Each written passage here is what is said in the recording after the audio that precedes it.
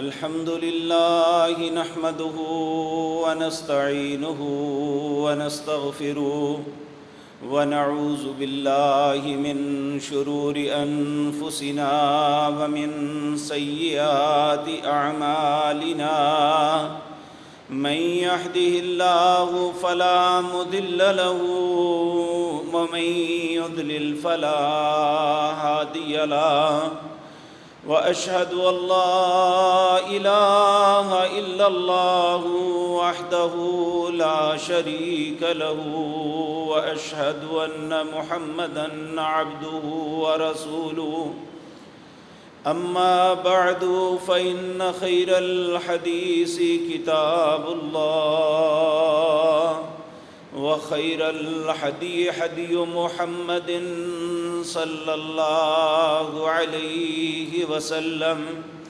وشر الأمور محدثاتها وكل محدثة بدعة وكل بدعة ضلالة وكل ضلالة في النار رب اشرح لي صدري ويسر لي أمري واحلل عقدة من لساني يفقهوا قولي اللهم انفعنا بما علمتنا وعلمنا ما ينفعنا وزدنا علما رب أوزعني أن أشكر نعمتك التي أنعمت علي وعلى والدي وأن أعمل صالحا ترضاه وأصلح لي في ذريتي إني تبت إليك وإني من المسلمين أعوذ بالله السميع العليم من الشيطان الرجيم بسم الله الرحمن الرحيم والفجر وليال عشر والشفع والوتر والليل إذا يسر هل في ذلك قسم لذي حجر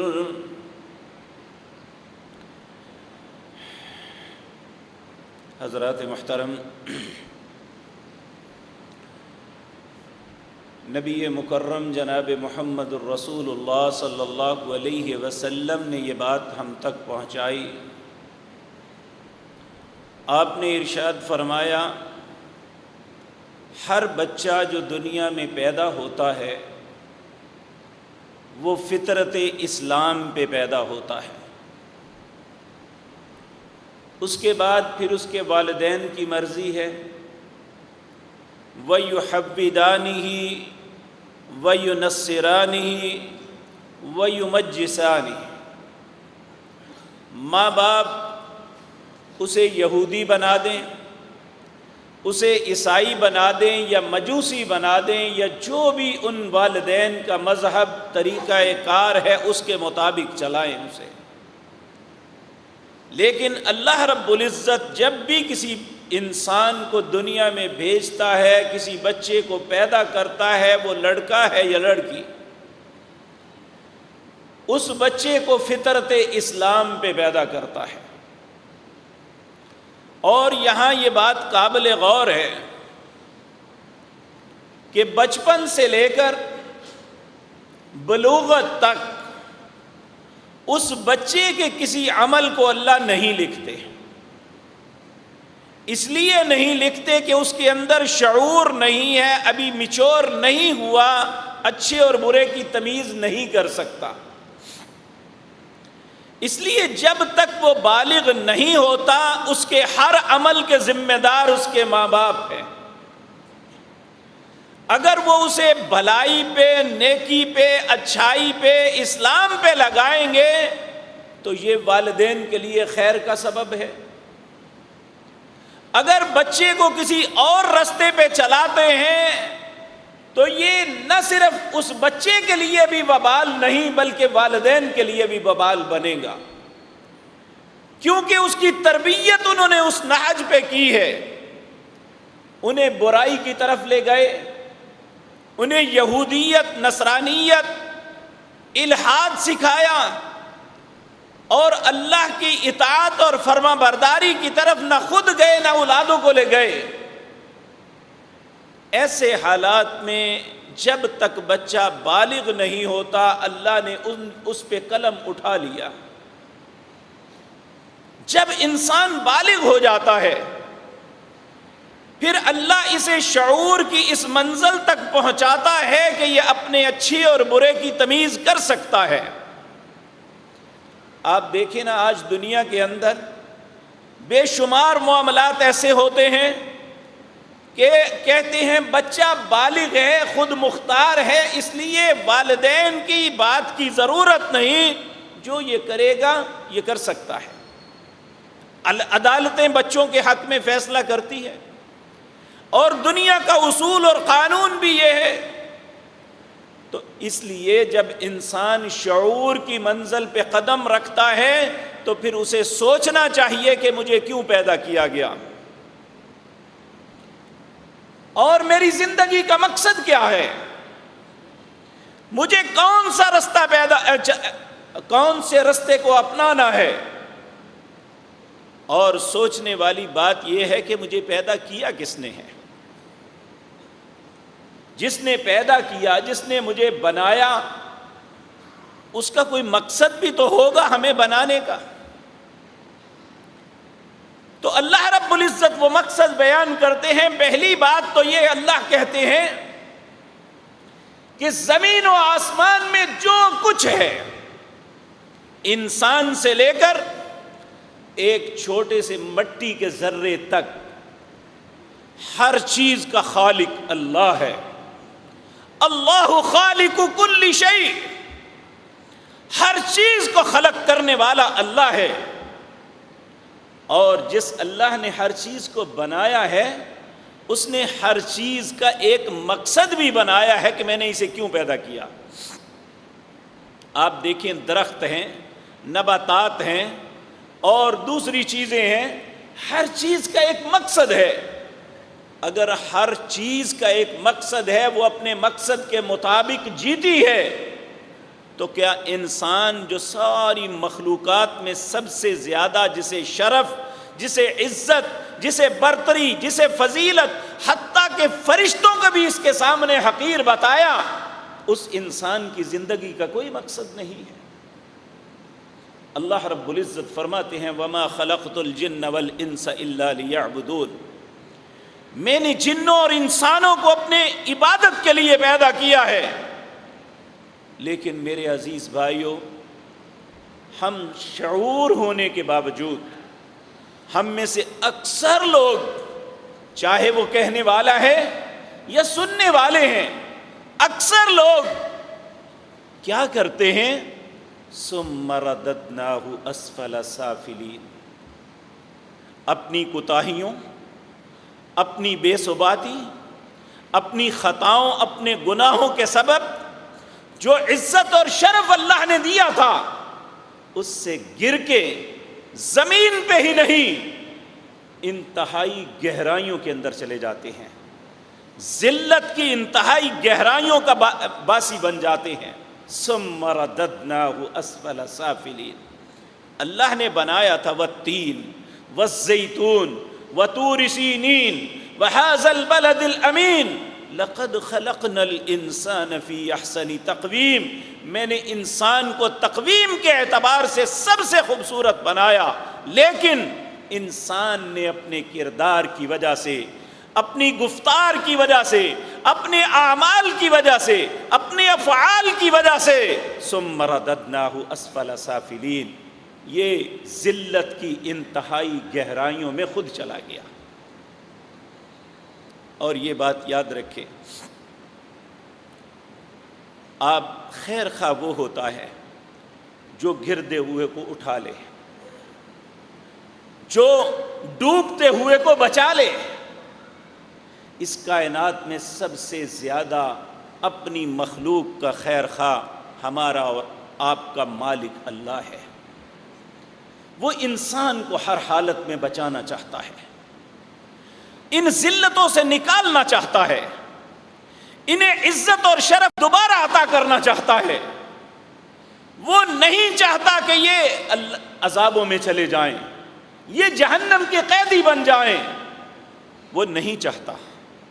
اور اس نے قرآن عزیز کے اندر واضح طور پہ فرمایا ما یفعل اللہ بعذابکم ان شکرتم، مجھے بتاؤ میں تمہیں عذاب کر کے کیا کروں گا، تمہیں عذاب کر کے کیا ملے گا مجھے، ما یفعل اللہ بعذابکم۔ لیکن جس اللہ نے پیدا کیا، جس کی زمین پہ رہتے ہیں، جس کا دیا ہوا رزق کھاتے ہیں، جس اللہ نے اتنی نعمتوں سے نوازا، جس نے اپنے معاشرے اور خاندانوں میں عزت عطا کی، کیا اس کا کوئی حق نہیں ہے کہ ہم اس کی بات مان کے اپنی زندگی کو گزاریں؟ ہر بات میں اس کی نافرمانی۔ میں اپنے آپ سے پوچھوں، آپ اپنے آپ سے پوچھیں، ہمارا طرز عمل یہی ہے، ہر بات میں اللہ کی نافرمانی بھی کرتے ہیں اور چاہتے بھی یہ ہیں کہ اللہ درگزر کر دے، لیکن اللہ کا قانون یہ نہیں ہے۔ اللہ فرماتے ہیں افمن کان مؤمنا کمن کان فاسقا لا یستوون، ایک ایماندار بندہ، اللہ کو ماننے والا، اس کے حکموں کی تعمیل کرنے والا، اس کے حکم کے مطابق زندگی بسر کرنے والا، اس کی اطاعت اور فرما برداری میں چلنے والا، اور ایک وہ شخص جو اللہ کی ہر بات کی مخالفت کرتا ہے، اللہ کے ہر حکم کی نافرمانی کرتا ہے اور گناہوں میں اپنی زندگی لت پت پر دیا ہے، اللہ کہتے ہیں یہ دونوں کبھی برابر نہیں ہو سکتے، یہ کبھی بھی ایک جیسے نہیں ہیں۔ اس لیے مجھے اور آپ کو فیصلہ کرنا ہے کہ ہم نے کیا بننا ہے۔ کیا وہ جن کے متعلق اللہ کہتے ہیں وَأَمَّا الَّذِينَ آمَنُوا وَعَمِلُوا الصَّالِحَاتِ فَلَهُمْ جَنَّاتُ الْمَأْوَى، جو شخص ایمان لے آئے اور اس کی زندگی نیک اعمال کے ساتھ عبارت ہو، اس کی زندگی میں خوبصورت رنگ جو بڑے ہوں وہ نیکیوں کے ہوں، اس کے لیے جنت ماوا ہے۔ وَأَمَّا الَّذِينَ فَسَقُوا، اس کے برعکس جو گناہوں میں زندگی بسر کرتا ہے، وَأَمَّا الَّذِينَ فَسَقُوا فَمَأْوَاهُمُ النَّارُ الْعِيَاذُ بِاللَّهِ۔ اللہ ہم سب کو اپنی پناہ میں رکھے۔ جو فسق کرتا ہے، جو گناہ کرتا ہے، جو گناہوں پہ اصرار کرتا ہے، اس کا ٹھکانہ جہنم ہے۔ وَأَمَّا الَّذِينَ فَسَقُوا فَمَأْوَاهُمُ النَّارُ۔ آج ہم سوچ سکتے ہیں چلو جی چلے بھی گئے تو نکل آئیں گے۔ اللہ رب العزت فرماتے ہیں فَلَمَّا أَرَادُوا أَن يَخْرُجُوا مِنْهَا، جب بھی وہ ارادہ کریں گے یہاں سے نکل جائیں، اُعِیدُوا، انہیں واپس دھکیل دیا جائے گا، یہی ہے تمہارا مقام۔ وَأَمَّا الَّذِينَ فَسَقُوا فَمَأْوَاهُمُ النَّارُ كُلَّمَا أَرَادُوا أَن يَخْرُجُوا مِنْهَا أُعِیدُوا، اس میں لٹا دیا جائے گا۔ اس لیے میرے عزیز بھائیوں، ہماری زندگی مذاق نہیں ہے، ہمیں اسے سنجیدگی سے لینا ہے، اور اللہ رب العزت ہمیں اس ذلتوں سے نکالنا چاہتا ہے۔ اللہ نہیں چاہتے کہ ہم جہنم کی آگ میں جلیں، اللہ نے ہمارے لیے جنت میں مقام بنایا ہوا ہے، لیکن اس کی کچھ قیمت رکھی ہے۔ آپ دیکھیں کیا آج تک مفت میں کسی کو مکان ملا ہے؟ دنیا میں ایک چھوٹا سا گروندہ بنانا ہو کبھی مفت ملا ہے؟ پہلے اس کی زمین خریدنی پڑتی ہے، پھر اس کا مٹیریل لانا پڑتا ہے، پھر وہاں کاریگر لگا کے اس کی عمارت کو تعمیر کرنا پڑتا ہے۔ ایک مشقت طلب کام کرنے کے بعد پھر اس کا چھوٹا یا بڑا گروندہ تعمیر ہوتا ہے۔ اگر دنیا کا ایک گھر تعمیر ہو، کرنا ہو، تو اس کے لیے پیسہ، محنت، ذہنی ٹینشن اور تگ و دو، یہ ساری چیزوں کی ضرورت ہے۔ تو کیا جنت میں جو اللہ نے ہمارے لیے کچھ رکھا ہے اس کی کوئی قیمت نہیں ہے؟ اس کی بھی اللہ نے ایک قیمت رکھی ہے، اور اس کی قیمت کیا ہے؟ اس کی نیک عمل قیمت ہے۔ اللہ ہمارے نصیب میں وہ کر دے۔ تو میرے عزیز بھائیو، اللہ مالک جو ہے وہ ہمیں بار بار موقع دیتے ہیں۔ آپ دیکھیں ہماری زندگی غلاظتوں سے اتنی بدبودار اور متعفن ہو چکی ہے، ہمیں خود اپنے آپ سے خوف آتا ہے۔ آپ بہت اچھے ہوں گے، لیکن حقیقت بات یہ ہے کہ مجھے اپنے آپ سے خوف آتا ہے کہ ان خطاؤں کے ساتھ اپنے رب کے حضور کیسے جائیں گے، کس طرح اپنا چہرہ دکھائیں گے اپنے رب کو، جبکہ وہ ہماری زندگی کے ایک ایک عمل کو جانتا ہے۔ ہماری انفرادی زندگی، رات کی تاریکیوں کو بھی جانتا ہے، ہماری ہر چیز سے وہ واقف ہے، اس سے ہمارا کچھ بھی چھپا ہوا نہیں ہے۔ تو کس چہرے کو لے کے اس مالک کے پاس جائیں گے؟ اس لیے اللہ رب العزت نے ہمارے لیے بے شمار زندگی میں مواقع مہیا کیے ہیں کہ ہم ان خطاؤں کو دھو سکتے ہیں، ہم ان گناہوں کو مٹھا سکتے ہیں، ہم انہیں ریموو کر سکتے ہیں، ہم اپنے رب کو راضی کر سکتے ہیں، ہم اللہ کے قرب کی طرف جا سکتے ہیں۔ اس کے لیے بے شمار مواقع رکھے ہیں۔ کچھ موقع ایسے ہیں جو گزر چکے اور سال بعد دوبارہ آنے والے ہیں، جس طرح رمضان آیا اور اس کا ایک ایک عمل اور اس کا ایک ایک اجر کے متعلق آپ کے سامنے تفصیل کے ساتھ عرض کرتا رہا۔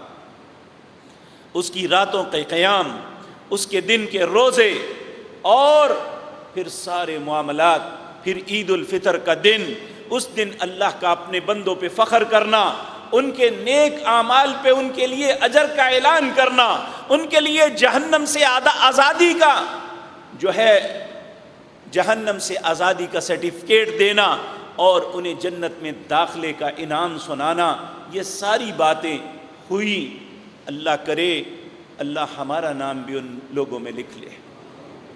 لیکن میرے عزیز بھائیوں، اگر ہم سے وہاں بھی کوتاہی ہو گئی ہے تو پھر بھی اللہ نے دروازہ بند نہیں کیا ہمارے لیے۔ چند دن بعد کچھ ایسے دن آنے والے ہیں جنہیں اللہ نے سارے دنوں سے افضل قرار دیا۔ وہ ذی الحجہ کے پہلے 10 دن ہیں۔ اللہ رب العزت نے ان کی قسم اٹھائی۔ سورۃ فجر 30واں پارہ، اللہ رب العزت فرماتے ہیں والفجر، مجھے فجر کی قسم ہے، ولیال عشر، اور 10 راتوں کی قسم ہے۔ ان 10 راتوں سے مراد صحابہ کرام، ائمہ مفسرین اس بات پہ متفق ہیں کہ یہ 10 دن جو ہیں ذی الحجہ کے پہلے 10 دن ہیں۔ ان کی فضیلت کیا ہے؟ اس میں ہم کیا کر سکتے ہیں؟ پیارے نبی جناب محمد الرسول اللہ صلی اللہ علیہ وسلم نے فرمایا، سیدنا عبداللہ بن عباس رضی اللہ تعالی عنہما، حضرت عباس یہ نبی کریم کے چچا تھے، ان کے بیٹے سیدنا عبداللہ، جن کے متعلق رسول اللہ نے فرمایا، اے اللہ اس نوجوان کو قرآن کا فہم دے دے۔ آج 1400 سال گزر گئے، 1439 ختم ہونے جا رہا ہے۔ یہ ذی الحجہ کا مہینہ آخری مہینہ ہوگا، پھر 1440 شروع ہو جائے گا۔ 1439 سال گزر گئے۔ جو بھی شخص قرآن کے کسی حکم کو سمجھنا چاہتا ہے تو اس کے لیے ایک ہی رستہ ہے، رسول اللہ کی ذات کے بعد اگر وہ کسی کو دیکھتا ہے تو سیدنا عبداللہ بن عباس کو دیکھتا ہے کہ اس معاملے میں انہوں نے کیا بات ارشاد فرمائی۔ یہ رسول اللہ کی دعا کا نتیجہ تھا کہ آپ مفسر قرآن معروف ہیں، کہ قرآن کی تفسیر کرنے والے سب سے بڑے مفسرین کے امام پیشوا نبی کریم صلی اللہ علیہ وسلم کی ذات کے بعد اگر اس کائنات میں کوئی ہے تو وہ سیدنا عبداللہ بن عباس ہے رضی اللہ تعالی عنہما۔ سیدنا عبداللہ بن عباس فرماتے ہیں، قال رسول اللہ صلی اللہ علیہ وسلم، رسول اللہ صلی اللہ علیہ وسلم نے ارشاد فرمایا، ما من ایام العمل الصالح فیہا احب الی اللہ من ہذہ الایام، یعنی ایام العشر۔ لوگوں یہ بات یاد رکھو پیارے نبی صلی اللہ علیہ وسلم نے ارشاد فرمایا، جو بھی انسان نیک عمل کرنے کا متمنی ہے، نیک عمل کرتا ہے یا کرنا چاہتا ہے، تو اس کے لیے سب سے بہترین وقت جو عمل کرنے کے لیے ہے، اور جب اللہ اس کے عمل سے محبت بھی کریں گے اور اللہ کو بہت اس وقت میں اس کے نیک عمل کی چاہت بھی ہے اور اللہ اس کے نیک عمل کو شرف قبولیت بھی بخشیں گے، وہ من حاذل ایامی، وہ انہی دنوں کے متعلق ہے۔ کون سے؟ یعنی ایام العشر، 10 دن ذی الحجہ کے پہلے۔ ایک شخص نے جب رسول اللہ سے یہ سنا صلی اللہ علیہ وسلم، قالو، کہنے لگا، یا رسول اللہ صلی اللہ علیہ وسلم، کیا ہمارا عمل اتنا اللہ کو محبوب ہے اور کوئی نہیں؟ حالانکہ پہلے بات ذہن میں یہ تھی کہ اسلام کی چوٹی، اس کی کوہان جہاد ہے، تو اس نے کہا ولل جہاد فی سبیل اللہ، کیا اللہ کے راستے میں جہاد کرنا بھی اس سے افضل نہیں ہے؟ آپ نے فرمایا نعم ولل جہاد فی سبیل اللہ، اللہ کے راستے میں جہاد کرنے سے بھی بہتر ہے کہ ان دنوں کوئی بھی نیک عمل کرے، الا، مگر، رجل، ایک شخص، خرج بنفسہ ومالہ، وہ اپنی جان اور مال، سارا مال، اپنی جان کو لے کے اللہ کے راستے میں چلا گیا، فلم یرجع من ذلک بشیء، پھر وہ نہ خود لوٹا نہ اس کا مال واپس آیا، یعنی مال بھی اللہ کے راستے میں قربان ہو گیا، خود بھی۔ آپ نے فرمایا وہ شخص ممکن ہے ان دنوں عمل کرنے والے سے بہتر ہو، وگرنہ کوئی نہیں بہتر۔ تو اب یہ بات ہمارے سامنے آئی، اگر ہم چاہتے ہیں کہ ہم اپنے گناہوں کی دلدل میں دھنسے ہوئے ہیں، ہمارے جسم سے گناہوں کے تعفن، جس کی بدبو خود ہمیں چین نہیں لیتے دیتی، ہماری ذہنی کرب جو ہے، حقیقت بات یہ ہے کہ ہماری اپنی خطاؤں کی وجہ سے ہے۔ اگر ہم ذہنی کرب سے نجات چاہتے ہیں، اگر ہم جہنم سے آزادی چاہتے ہیں، اگر ہم اللہ کو خوش کرنا چاہتے ہیں، تو پھر یہ بہترین دن ہے جو اللہ ہمیں عطا کرنے والا ہے۔ ہمارے اسلاف، ہمارے بڑے لوگ، نیک اور صالح انسان جو آج ہمارے ساتھ نہیں ہیں، جب بھی کوئی ایسے دن آتے، ان کی دعائیں صرف یہ ہوتی، اللہم بلغنا فی رمضان۔ رمضان آتا تو ان کی دعا ہوتی ہے اللہ رمضان تک پہنچا دے، رمضان تک پہنچ جاتے تو پھر دعا ہوتی ہے اللہم بلغنا فی لیلۃ القدر، اے اللہ ہمیں لیلۃ القدر تک پہنچا دے۔ اور اسی طرح جب ان دنوں آتے تو پھر اس وقت ان کی دعا یہ ہوتی، اے اللہ ہمیں ذی الحجہ کے دنوں تک پہنچا دے۔ یعنی نیکی کا جذبہ کہ اے اللہ اس سے پہلے موت نہ دینا، اے اللہ ہمیں توفیق بخش دینا، وہاں تک پہنچا دے، ہم زندہ رہے تو اے اللہ تیری فرما برداری، تیری اطاعت اور تیرے حکم کے تعمیل کرتے ہوئے نیک عمل میں کسر نہیں چھوڑیں گے۔ اے اللہ ہمیں بھی ایسا نصیب دے دے، ہمارا نصیب بھی ایسا کر دے، ہمارے دل کے اندر بھی نیکی کا جذبہ ایسا بنا دے کہ ہم بھی جب ایسے دن آنے لگے ہم دعائیں مانگے کہ اے اللہ ہمیں وہاں تک پہنچا دے، تاکہ ہم اپنی خطاؤں کی معافی مانگ لیں، ہم اپنے رب کو راضی کر لیں، ہم اپنے رب کا قرب حاصل کر لیں۔ میرے بھائیوں، دنیا کے اندر کوئی کسی کی قرب حاصل کرنے کے لیے 4 انسان کے ذہن میں باتیں ہوتی ہیں۔ کوئی کسی کو دوست اس لیے بناتا ہے کہ وہ خوبصورت ہے۔ اگر ہمارا معیار خوبصورتی ہے تو اللہ جمیل، جس اللہ نے پوری کائنات کو خوبصورتیاں بانٹی ہے وہ کتنا خوبصورت ہوگا، اس سے خوبصورت کوئی نہیں ہے۔ اگر ہمارا معیار خوبصورتی ہے تو اللہ سے خوبصورت کوئی نہیں ہے۔ کچھ لوگوں کا معیار ہوتا ہے مال، کہ کسی کے پاس مال ہے اس لیے دوستی ہے۔ تو اگر یہ بات ہے تو پھر یاد رکھیں، یہ دنیا میں جتنا مال لوگوں کے پاس ہے یہ سارے کا سارا اسی اللہ نے دیا ہوا ہے۔ ان اللہ هو الرزاق ذو القوة المتین، کائنات کے ہر انسان کو رزق دینے والا وہ ہے، اور اس کی کمانڈ اینڈ کنٹرول بھی اس کے ہاتھ میں ہے۔ وہ جیسے چاہتا ہے کم بھی کر سکتا ہے، زیادہ بھی کر سکتا ہے۔ اگر ہمارا معیار یہ ہے تو جو بانٹنے والا ہے ہم تو اس کے مقابلے میں فقیر ہوئے نا۔ دنیا میں ایک ارب پتی بھی ہے، ایک دنیا کی سپر پاور کا حکمران بھی ہے، یا دنیا کے وہ 10 لوگ جنہیں کہتے ہیں کہ ساری دنیا کی دولت کا 60% ان کے پاس ہے، وہ بھی ہو تو انہیں دولت دینے والا بھی وہ ہے۔ تو اس لیے میرے عزیز بھائیوں، اگر ہمارا معیار مال و دولت ہے تو ساری دولت کا منبع، ساری دنیا کی دولت کا مالک صرف اللہ ہے۔ وَلِلَّهِ مِيرَاثُ السَّمَاوَاتِ وَالْأَرْضِ، آسمان اور زمین کی ساری چیزوں کی میراث اللہ کی ہے۔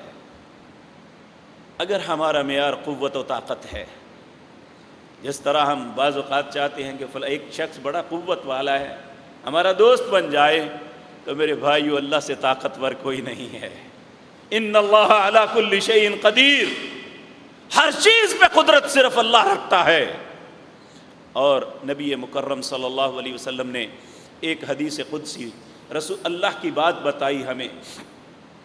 اللہ رب العزت فرماتے ہیں لو ان اولکم وآخرکم وجنکم وانسکم، تم سب پہلے اور پچھلے قیامت تک آنے والے سارے انسان مل جاؤ، اور انسان ہی نہیں جن بھی ساتھ ملا لو، جنہیں کہتے ہو بڑی قوت والے ہیں، انسان اور جن سارے مل جاؤ، سب ایک میدان میں جمع ہو جاؤ، اور سب کو اتنی قوت مل جائے جتنی دنیا میں سب سے طاقتور انسان کے پاس ہے، اگر تم اللہ کا نقصان کرنا چاہو تو نہیں کر سکتے۔ لن یضر اللہ شیئا، اللہ کا کچھ نہیں بگاڑ سکتے۔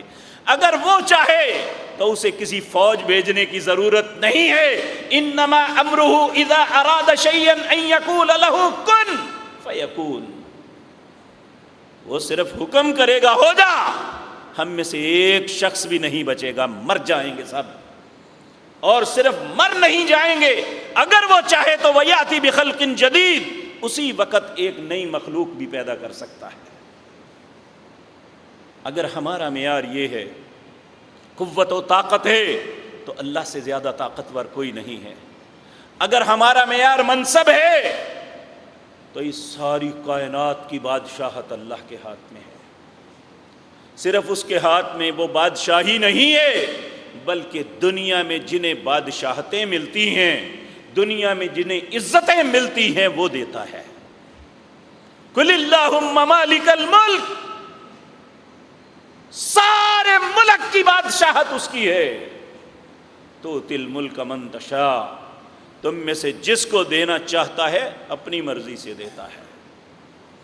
وَتُعِزُّ مَن تَشَاءُ وَتُذِلُّ مَن تَشَاءُ، جس کو چاہتا ہے عزت دیتا ہے، جسے چاہتا ہے ذلیل کر دیتا ہے۔ عزت و ذلت بھی اس کے ہاتھ میں ہے۔ جب یہ سب کچھ، ہمارا معیار یہ چاروں چیزیں ہیں، خوبصورتی، قوت و طاقت، مال و دولت، منصب، اور یہ دنیا میں چاروں چیزیں کسی ایک انسان میں اکٹھی نہیں ہو سکتی۔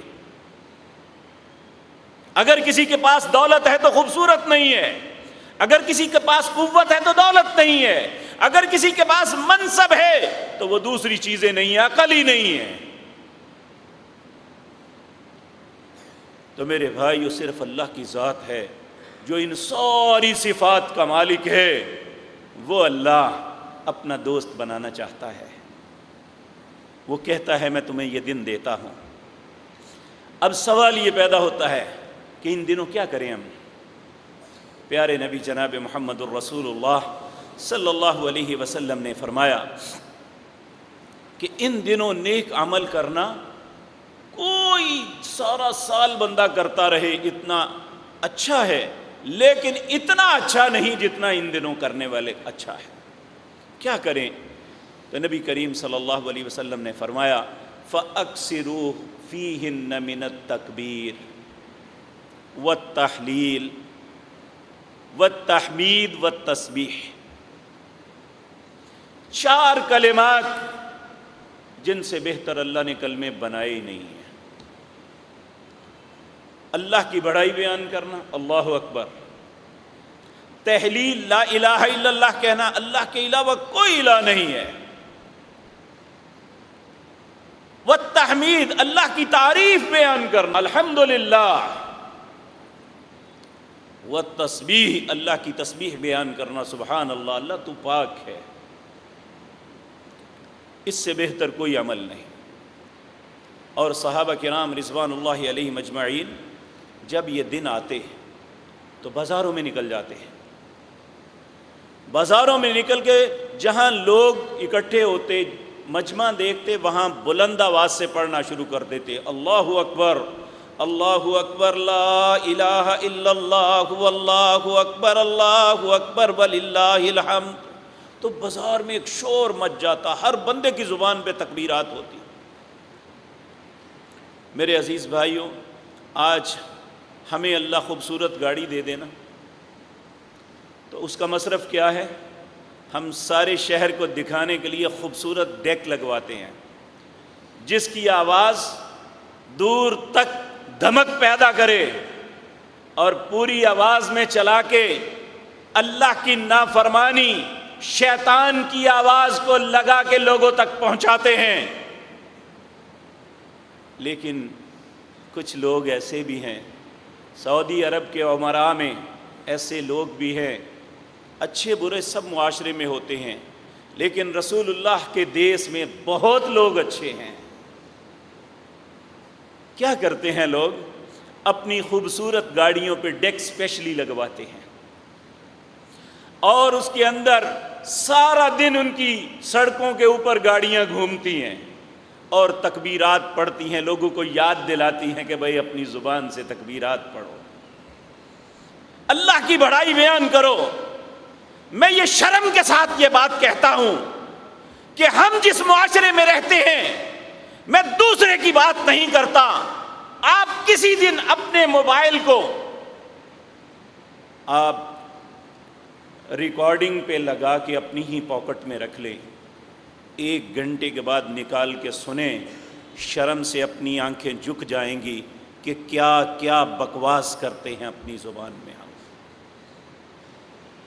2-4 دوست، عمر کی کوئی قید نہیں، وہ بچے ہیں، وہ جوان ہیں یا بوڑھے ہیں، آپ صبح یہ سیر کرتے ہوئے جائیں، آپ کے آگے 3-4 لوگ جا رہے ہیں، وہ 10 قدم نہیں اٹھاتے، 20 گالیاں ان کی زبان سے نکلتی ہیں، اور کبھی کسی کو احساس نہیں ہوا ما یلفظ من قول الا لدیہ رقیب عتید، زبان سے کلمہ نکلتا ہے، ایک فرشتہ فوراً اسے کیچ کر کے فلاپی بنا لیتا ہے۔ اور میں پورے یقین سے کہتا ہوں کہ اپنی گفتگو ہم خود نہیں سن سکتے، جب ہماری گفتگو اللہ کے سامنے پیش ہوگی تو کیا ہوگا؟ ہماری زبان پہ سبحان اللہ، الحمدللہ، اللہ اکبر، لا الہ الا اللہ نہیں، کسی کی بہن، بیٹی اور ماں کے متعلق گندی اور غلیظ باتیں ہوں گی، بہتان ترازیاں ہوں گی، جھوٹ اور یہ ساری چیزیں ہوں گی۔ اگر نہیں ہماری زبان پہ تو اللہ کی تسبیحات نہیں ہیں، اللہ کی تکبیرات نہیں ہیں۔ اگر کسی کو کہہ ہی دیں بھئی خدا کا خوف کرو، 1 منٹ کی بات میں آپ نے اتنی دفعہ گالیاں نکالی ہیں، تو وہ آگے سے پتہ کیا، چل اپنا کام کر تو جا کے۔ یعنی کسی کو احساس ہی نہیں۔ اگر کوئی کسی کی بھلائی کے لیے کہہ ہی دے تو میرے بھائیوں یہ دیکھیں، جب دوسری اقوام اللہ کی عدالت میں پہنچیں گی، ان کی زبان پہ تسبیحات ہوں گی، ان کے نامہ اعمال میں تکبیرات ہوں گی، تحلیلات ہوں گی اور ان کی تسبیحات ہوں گی، ہم کیا پیش کریں گے اپنے رب کے سامنے؟ گندی اور غلیظ گالیاں۔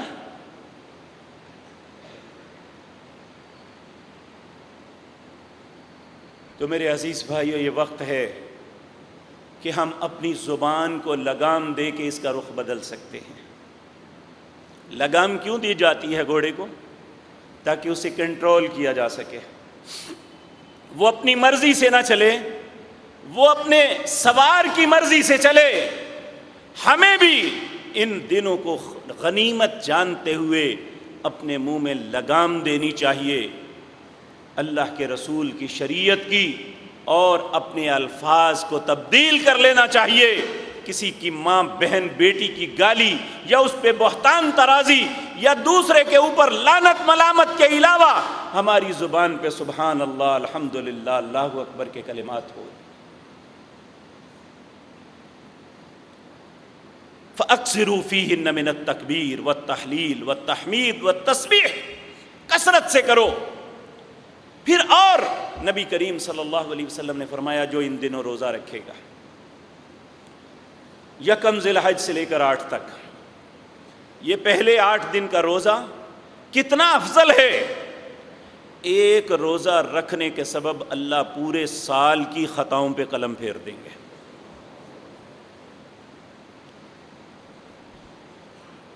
اور میرے بھائیو، ہم نے تو اگر فرض رکھ لیے ہیں تو سمجھتے ہیں ہم نے اللہ پہ بہت بڑا احسان کر دیا ہے، اب ہمیں ضرورت نہیں ہے۔ لوگ ڈھونڈتے ہیں کہ کوئی نیکی کا موقع ملے، ہم نے کیا سوچ بنا لی ہے، اور فخر ایسے ہے کہ جیسے ہم جیسا دنیا میں ہے ہی کوئی نہیں۔ تو اللہ کے لیے ان دنوں کو غنیمت جانو۔ اور دیکھیں رمضان کے روزے رکھے ہیں نا، میں اللہ کا واسطہ دے کے کہتا ہوں کوئی ایک بندہ گنوا دو اور روزے کی وجہ سے مر گیا ہو، کوئی ایک بندہ، حالانکہ اس وقت 3:30 بجے فجر کی اذان ہو جاتی تھی اور 7:15 بجے 18 منٹ تک جو ہے نا مغرب کی اذان ہوتی تھی۔ اب تو پورا 1 گھنٹہ فجر کے وقت اور تقریباً 16-17 منٹ شام کے کم ہو گئے ہیں، اور موسم کا بھی فرق۔ اس وقت شدت کی گرمی، اس وقت تو پیاس بھی اتنی نہیں لگتی، اس وقت تو خشک گرمی تھی، اب تو موسم کے اندر رطوبت ہے، ہمارے لیے پرابلم بھی کوئی نہیں ہوگی۔ کون ہے جو اپنے دل میں تہیہ کرے؟ یہ اگر 29 دن ہوئے ذی قعدہ کے، تو پھر سوموار کے دن پہلا ذی الحج ہوگا۔ کون ہے جو اپنے دل میں ارادہ کرے کہ انشاءاللہ میں روزے رکھوں گا؟ ہاتھ کھڑے کرنے کی ضرورت نہیں ہے، کوئی ضرورت نہیں ہے، یہ آپ کا اور اللہ کا معاملہ ہے۔ میں صرف یہ عرض کیا ہے کہ ہم اپنے دل سے تہیہ کریں، نہ مجھے آپ کو دکھانے کی ضرورت ہے نہ آپ کو مجھے دکھانے کی، میں آپ کو کچھ نہیں دے سکتا۔ اس لیے میرے عزیز بھائیوں، ہم اپنے دل میں تہیہ کریں، اللہ ہمیں عزت دینا چاہتا ہے، ہم ذلت کی گہرائیوں میں گرے ہوئے ہیں، اللہ ہمیں بلند کرنا چاہتا ہے، اللہ ہمیں جنت کا وارث بنانا چاہتا ہے، اللہ رب العزت ہماری خطاؤں کو دھو دینا چاہتا ہے۔ کوئی اپنی خطاؤں کی معافی مانگنے والا؟ اللہ ان نصیب والوں میں ہمیں بھی شامل فرما لے۔ پھر جو 9 ذی الحج کا روزہ رکھتا ہے، یہ وہ دن ہے، نبی کریم صلی اللہ علیہ وسلم نے فرمایا پورے سال میں لوگ اللہ سے معافی مانگتے رہتے ہیں، اللہ لوگوں کو معاف کرتے رہتے ہیں، لیکن جتنے لوگوں کو جہنم سے آزادی 9 ذی الحج کو ملتی ہے کسی دن نہیں ملتی۔ جو شخص 9 ذی الحج کا روزہ رکھتا ہے، اللہ رب العزت، نبی کریم صلی اللہ علیہ وسلم نے فرمایا میں اللہ سے امید رکھتا ہوں 1 سال جو پیچھے گزر چکا، آئندہ آنے والا سال جس کے گناہوں کا ابھی احساس بھی نہیں ہمیں، اللہ ان دونوں سالوں کے گناہوں پہ قلم پھیر دیں گے۔ یہ فیسلٹی مل سکتی ہے کہیں سے؟ میرے بھائیو، 8 اور 2 10، اگر یہ 9 روزے رکھ لیں تو اللہ 10 سالوں کے گناہوں پہ قلم پھیر دیں گے۔ گناہ کرتے تھک جائیں گے، معافی دیتے ہوئے وہ 1 سیکنڈ نہیں لگاتا، لیکن ہے کوئی معافی مانگنے والا؟ اللہ ہمیں یہ عقل عطا فرما دے، کیونکہ یہ بات اگر کل قیامت کے دن کی، اس وقت جب العیاذ باللہ، اے اللہ ان بد نصیبوں میں ہمیں شامل نہ فرمانا۔ سورۃ ملک کے اندر اللہ فرماتے ہیں جب لوگوں کو جہنم کے دروازے پہ لے جایا جائے گا، دروغہ جہنم پوچھے گا الم یاتکم نذیر، کیا تمہارے پاس کوئی ڈرانے والا نہیں آیا تھا؟ قالوا بلا قد جاءنا نذیر، کہیں گے ہاں آیا تو تھا۔ فکذبنا وقلنا ما نزل اللہ من شیء، ہم نے اسے کہا تجھ پہ اللہ نے کچھ نازل نہیں کیا، تم جھوٹ بولتے ہو۔ ان انتم الا فی ضلال کبیر، حقیقتاً وہ جھوٹ نہیں بولتا، ہم گمراہ تھے۔ اس وقت احساس ہوگا انسان کو، پھر اس وقت انسان افسوس کرے گا، قالوا لو كنا نسمع او نعقل ما كنا فی اصحاب السعیر، کاش اس وقت میں بات سن کے عقل کر لیتا، آج جہنم والوں میں نہ ہوتا۔ اے اللہ ہمیں آج عقل عطا فرما دے۔ اس وقت کے کہنے کا کوئی فائدہ نہیں، آج عقل کرنے کا ہمیں فائدہ مل جائے گا۔ اے اللہ ہمیں عقل عطا فرما دے، ہمارے دلوں میں نیکی کی محبت ڈال دے۔ اے اللہ یہ بہت بڑی قیمت نہیں جو تو نے اپنی جہنم سے آزادی اور جنت میں داخلے کے لیے جو قیمت بتائی ہے، یہ بہت بڑی نہیں ہے۔ 8 دن 9 دن کے روزے ہیں۔ پیارے نبی جناب محمد الرسول اللہ صلی اللہ علیہ وسلم آپ نے فرمایا کہ ایام معلومات سے مراد یہ ذی الحجہ کے 10 دن ہیں، ایام معدودات سے مراد ایام تشریق ہیں۔ ایام تشریق یہ 11 12 13 ذی الحج ہے۔ سیدنا علی رضی اللہ تعالیٰ عنہ اور سیدنا عمر بن خطاب، سیدنا عبداللہ بن عباس رضی اللہ تعالی عنہم، یہ سارے 9 ذی الحج کو فجر کی نماز سے، اس کے بعد عمومی طور پہ ہم اللہ اکبر استغفر اللہ کہتے ہیں، یہ ذی الحجہ کی 9 تاریخ سے تکبیرات نماز کے بعد شروع کر دیتے ہیں۔ اللہ اکبر لا الہ الا اللہ واللہ اکبر وللہ الحمد، یہاں تک کہ ایام تشریق کا آخری دن یعنی 13 ذی الحج، اس کی عصر کی نماز تک ہر نماز کے بعد یہ تکبیرات بلند آواز سے پڑھتے ہیں۔ تو میرے عزیز بھائیو، یہ ان دنوں کی فضیلت اور اس میں عمل کرنے والے ہیں۔ رسول اللہ صلی اللہ علیہ وسلم ان دنوں صدقہ بھی کرتے ہیں، اور ان دنوں ایک سب سے بہترین عمل ہے قربانی۔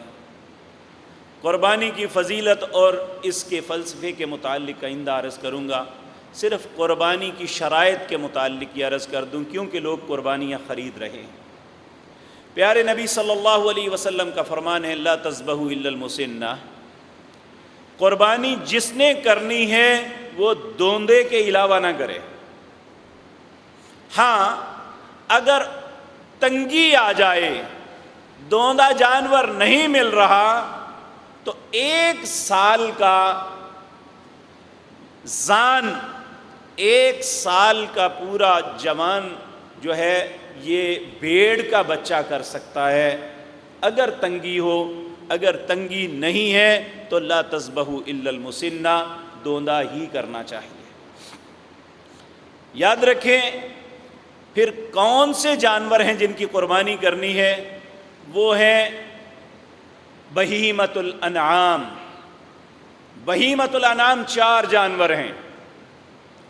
نمبر 1 اونٹ، اس کا نر ہو یا مادہ، یہ 4 سال 5 سال کے بعد 2 دانت اس کے نکلتے ہیں۔